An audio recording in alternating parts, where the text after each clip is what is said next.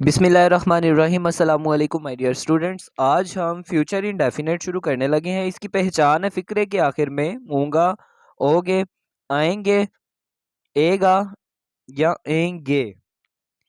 इस किस्म के फ़िक्रात जो भी हों जिनके लास्ट पर ये आए, ये हमारे फ्यूचर इंडेफिनेट होंगे। फॉर एग्जांपल, मैं जाऊंगा, ठीक है, तुम जाओगे, वो जाएंगी, वो जाएगा, वो जाएंगे।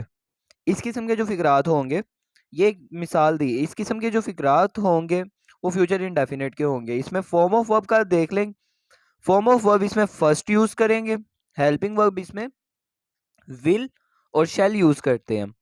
शैल किस किस के साथ? शैल आई और वी के साथ। Will he she it they you singular Plurals सबके साथ ही विल यूज़ कर लेंगे हम, लेकिन शैल सिर्फ आई और वी के साथ यूज़ करेंगे। हाँ, अगर बात पुख्ता हो, इरादा पुख्ता हो, धमकी हो, मजबूरी हो या हुक्म जाहिर करना हो, तो फिर शैल ही शी इट दे यू के साथ यूज़ होगा और विल आई और वी के साथ यूज़ होगा। वो भी मैंने नीचे लिख दिया है, नोट्स आप डिस्क्रिप्शन से डाउनलोड कर सकते हैं। चलते हैं अफर्मेटिव सेंटेंसेस की तरफ फ्यूचर इंडेफिनिट के। मैं आपका इंतज़ार करूंगा, तो यहाँ पे लास्ट पे आप देख सकते हैं करूंगा। ये लास्ट से इसकी पहचान हो सकती है कि ये फ्यूचर इंडेफिनिट क्या है, क्योंकि ऊँगा उसमें ही लास्ट पे आता है। तो मैं आपका इंतज़ार करूंगा, आई के साथ हमने शैल यूज़ करना है, जैसा हमने सबसे ऊपर देखा था। आई और वी के साथ शैल यूज़ करते हैं। तो मैं आपका इंतज़ार करूंगा, आई शैल वेट फॉर यू। तो फर्स्ट फॉर्म यूज़ करनी है, ना उसके साथ एस और यस लगाना है, ना ही आई एन जी लगाना है। सिर्फ फर्स्ट फॉर्म सिंपल आपने यूज़ कर लेनी है, आई शैल वेट फॉर यू। मैं आपका इंतज़ार ज़रूर करूँगा। अब यहाँ पर मैंने आपको बताया कि अगर पुख्ता इरादा हो, धमकी हो, मजबूरी हो, तो आई के साथ विल यूज़ करेंगे हम। तो I will wait for you इस वजह से यहाँ पर लिखेंगे। इसकी translation I will wait for you होगी। ठीक है।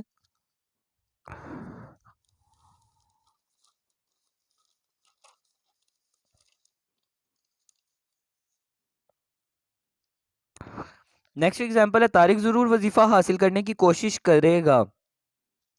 करेगा। अब यहाँ पर भी फिक्रे के आखिर से हमें पता चल रहा है कि ये फ्यूचर इंडेफिनिट का टेंस है। तो तारिक ज़रूर वजीफ़ा हासिल करने की कोशिश करेगा। तारिक क्योंकि सिंगुलर है तो सिंगुलर्स के साथ शेल यूज़ करेंगे। सिर्फ आई और वी के साथ यहाँ आप देख सकते हैं कि जब धमकी, मजबूरी या हुक्म जाहिर किया जा रहा हो और पुख्ता इरादा हो, तो सिर्फ आई और वी के साथ विल यूज़ होता है। ठीक है, बाकी सबके साथ शैल यूज़ होता है जब पक्का इरादा हो, जब बात में ज़रूर आ जाए। तो अब क्योंकि यहाँ पे तारिक के साथ हमने लिखा था कि तारिक ज़रूर वजीफ़ा हासिल करेगा, तारिक ज़रूर वजीफ़ा हासिल करेगा, यहाँ तारिक ज़रूर वजीफ़ा हासिल करने की कोशिश करेगा। तो यहाँ पे बात ज़रूरी थी, इस वजह से यहाँ पे सिंगुलर्स के साथ शैल यूज़ होगा और आई और वी के साथ सिर्फ विल यूज़ होगा जब बात ज़रूरी हो। अदरवाइज आई और वी के साथ सिर्फ शैल यूज़ होता है और बाकी सबके साथ विल यूज़ होता है। तो इसकी ट्रांसलेशन देख लेते हैं। तारिक ज़रूर वजीफ़ा हासिल करने की कोशिश करेगा। Tariq shall try to win या Tariq shall try to get scholarship. ठीक है, try to get scholarship, try to win scholarship, ये फर्स्ट फॉर्म है ट्राई। और शेल यहाँ पर तारीख की वजह से यूज़ हुआ क्योंकि सिंगुलर है और सिंगुलर के साथ शेल तब यूज़ होता है जब बात बहुत ज़रूरी हो।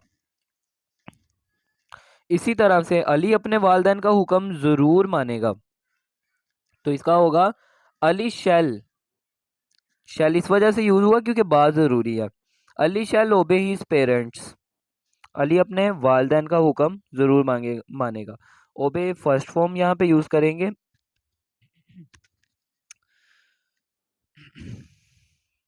चलते हैं नेगेटिव सेंटेंसेस की तरफ। अली अपने वालिदैन का हुक्म नहीं मानेगा, तो इसमें नहीं आ जाता है और इसमें हम will not shall not use करते हैं। अली अपने वालिदैन का हुक्म नहीं मानेगा, Ali will not obey his parents. Will not use किया helping verb, obey first form use की और इस तरह से इसको हमने फ्यूचर इंडेफिनिट को ट्रांसलेट कर लिया। तूबा स्कूल नहीं जाएगी, तो तूबा स्कूल नहीं जाएगी नेगेटिव सेंटेंस है और फिक्रे के लास्ट से पता चल रहा है फ्यूचर इंडेफिनिट का है। इसमें भी विल नॉट यूज होगा नेगेटिव की वजह से। Tooba will not go to school. हम खाना नहीं खाएंगे, तो इसमें भी हम खाना नहीं खाएंगे। We shall not eat food. आगे चलते हैं इंटेरोगेटिव सेंटेंसेस की तरफ। फ्यूचर इंडेफिनिट के इंटेरोगेटिव सेंटेंसेस वो सेंटेंसेस हैं जिसमें कोई सवाल किया जाए, कोई सवालिया फिक्रात होते हैं। क्या अलीना दोबारा मुझे तंग करेगी?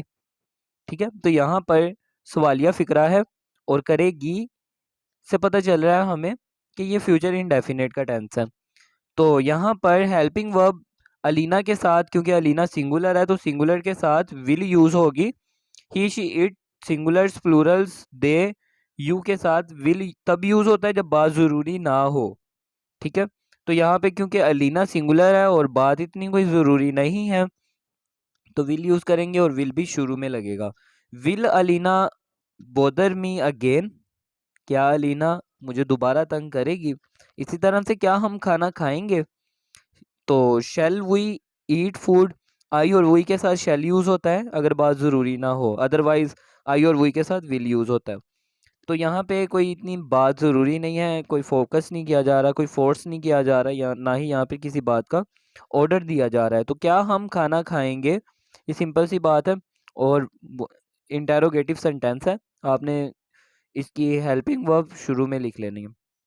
शैल वी ईट फूड, तो शैल वी के साथ यूज़ होगा तो वो शुरू में हम लगा देंगे। इसी तरह से नेगेटिव इंटेरोगेटिव की कुछ एग्जांपल्स देखते हैं। क्या खतीजा आज स्कूल नहीं जाएगी? क्या खतीजा आज स्कूल नहीं जाएगी? विल खतीजा क्योंकि सिंगुलर है तो सिंगुलर्स के साथ विल यूज होगा और वो भी शुरू में लिखा जाएगा। इसमें क्या भी आ गया और नहीं भी आ गया, नेगेटिव और इंटेरोगेटिव बोथ सेंटेंसेस हैं ये। तो क्या खतीजा आज स्कूल नहीं जाएगी? Will Khatija not go to school today? ठीक है, तो यहाँ पे फर्स्ट फॉर्म यूज की हमने, विल शुरू में लगाएंगे और नॉट फॉर्म से पहले, फॉर्म ऑफ वर्ब से पहले हमने यूज करना। Will Khadija not go to school today. और क्या आप खाना नहीं खाएंगे? Will you not eat food? क्या आप खाना नहीं खाएंगे?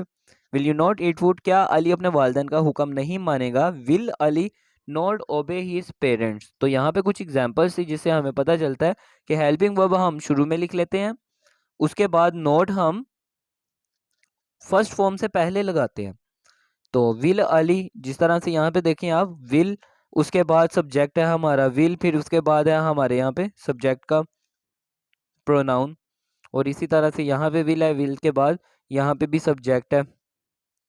तो विल फिर सब्जेक्ट फिर नॉट फिर फर्स्ट फॉर्म फिर आगे हमारा जो ऑब्जेक्ट है वो यूज कर लेंगे हम। क्या अली अपने वालिदैन का हुक्म नहीं मानेगा? Will Ali not obey his parents? तो यहाँ पे आपने क्वेश्चन मार्क लाजमी लगाना है, अदरवाइज सेंटेंस की ट्रांसलेशन गलत हो जाएगी। उम्मीद करता हूँ आपको इस फ्यूचर इंडेफिनिट टेंस की समझ आ गई होगी। अगर किसी को किसी किस्म का कोई भी मसला हो, कोई क्वेश्चन हो माइंड में, तो वो कमेंट कर सकते हैं। जज़ाकल्लाह।